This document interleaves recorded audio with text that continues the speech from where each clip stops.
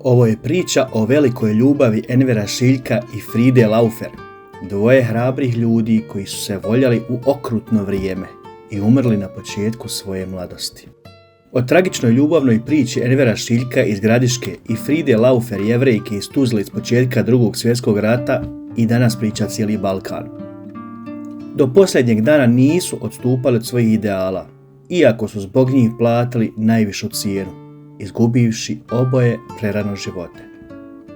Upravo pjesmu "Jel ti žao što se rastajemo" Enver je napisao svojoj Fridi u tuzlanskoj tamnici, svjestan da mu se bliži kraj. Cedulju sa tim stihovima uspio je doturiti mladoj Jevrejki, a ona je proslijedila dalje, prije tragičnog kraja u Jasenovcu u ljeto 1942. godine. Ti stihovi postali su simbol njihove vječne ljubavi i prenosi se s generacije na generaciju. Legendarni Halid Bešlić ovu je numeru otpjevao na posebno emotivan način, snimivši spot koji svima izaziva suze i budi najdublje emocije. Na osnovu nje nastao je i roman Slana zemlja Jasmina Imamovića. Enver je rođen 15. augusta 1919. godine u Bosanskoj Gradišci. Poticao je iz siromašne porodice. Otac Salih bio je kafanski svirač s neredovnim primanjima, pa se Enver od najmlađih dana morao sam snalaziti za život. Osnovnu školu završio je u rodnom mjestu, a gimnaziju pohađao u Banjoj Luci. Kao učenik 6. razreda, zbog učešća u akcijama revolucionarne omladine, bio je isključen iz škole i školovanje nastavio u Osijeku. Pošto je bio odličan đak, zarađivao je za život držeći privatne časove slabijim učenicima.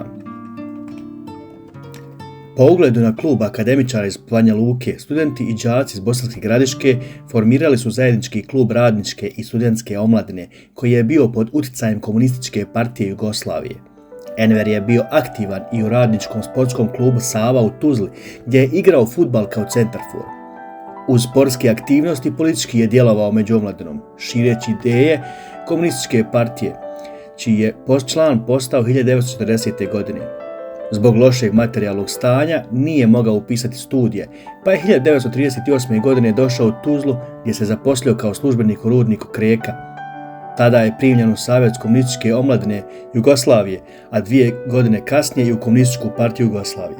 Bio je sekretar okružnog komiteta SKOJ-a u Tuzli. U februaru 1941. godine uhapšen je i nakon 15 dana u zatvoru protjeran u rodno mjesto. Ubrzo se vratio u Tuzlu i živio ilegalno do kraja juna. Nakon aprilskog rata i okupacije Jugoslavije izabran je za člana oblasnog vojnog rukovodstva i povukao se u okolinu grada, gdje je počeo da radi na pripremi oružanog sastanka. U februaru 1941. godine uhapšen je i nakon 15 dana u zatvoru protjeran u rodno mjesto. Ubrzo se vratio u Tuzlu i živio ilegalno do kraja juna. Nakon aprilskog rata i okupacije Jugoslavije izabran je za člana oblasnog vojnog rukovodstva i povukao se u okolinu grada, gdje je počeo da radi na pripremi oružanog ustanka. Zajedno s Fridom Laufer, aktivistkinjom KPJ i svojom djevojkom bio je zadužen da organizuje prelazak husinskih rudara u partizane.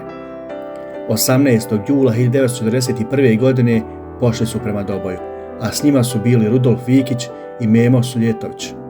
Zanoćili su u Drežniku kod Moluha. Pošto je mjesto bilo pod prismotrom ustaške policije, izdao ih je ustaški simpatizer Ivica Zlović. Ustaše su ih brzo opkolile, iznenadile i uhapsile. Prilikom sprovođenja u otvorenom automobilu kroz Tuzlu, Enver se podigao na noge i otimajući se ustašama pjevao Internacionalu, kličući Komunističkoj partiji i pozivajući narod na ustanak. Prijeki sud ga je, zajedno s Rudolfom Vikićem i Memom Suljetovićem, 5. septembra 1941. godine osudio na smrt i istog dana strijeljao. Prijedlog da traži pomilovanje odbio je riječima: "Ja znam kakav je ovo sud, zato ga i ne priznajem. Priznajem samo sud Komunističke partije Jugoslavije i jedino njoj sam spreman da odgovaram za svoja djela. Ovaj sud ne smatram legalnim jer služi okupatoru i domaćim izdajnicima." Dok su Envera Šiljka ustaše vezanog vodile na strijeljanje, on je prolazeći hodnicima i silazeći niz stepence zatvora pjevao Fridi pjesmu "Jel ti žao što se rastajemo". Pred samo strijeljanje skinuo je svoju bluzu od šatorskog platna i dao je kočijaš koji je čekao da odveze njegovo tijelo. Prilikom strijeljanja nije bio odmah ubijen. Ranjen, ostao je na nogama, uhvatio se za krvave grudi i uzviknuo: "Što vam drhte ruke, fašistički psi? Pucajte! Možete ubiti Envera Šiljka, ali komunističku partiju nikada.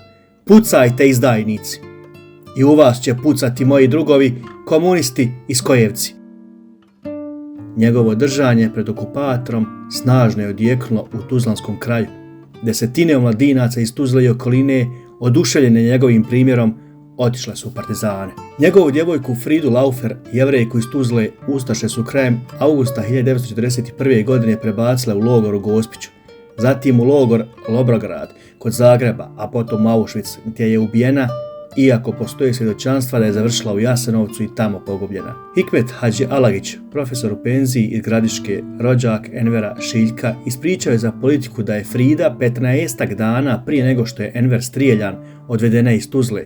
Prvo je završila u logoru u Krušiću, potom u Gospiću, zatim u Zagrebu, a na kraju u Jasenovcu, gdje je 1942. godine rodila Enverovog sina. Sestri je iz logora poslala 2 dopisnice. U posljednjoj 9. maja 1942. godine Frida pita sestru, a moju majku, zna li nešto o Enveru. Očigledno nije bila sigurna da je ubijen. Ispričala je u Gradišci Sarajka Frida Laufer, koja nosi ime po svojoj tetki. U Gradišci je upoznala Enveru Šiljak, stričevku Envera Šiljka, koja je na ovaj nesvakidašnji susret doputovala iz Bihaća. Njih dvije su zajedno položile cvijet na njegovu bistu. Most u Tuzli, svečano otvoren 2. oktobra 2010. godine, nosi naziv Most narodnog heroja Envera Šiljka i Fride Laufer, mada ga mnogi zovu jednostavno Most ljubavi.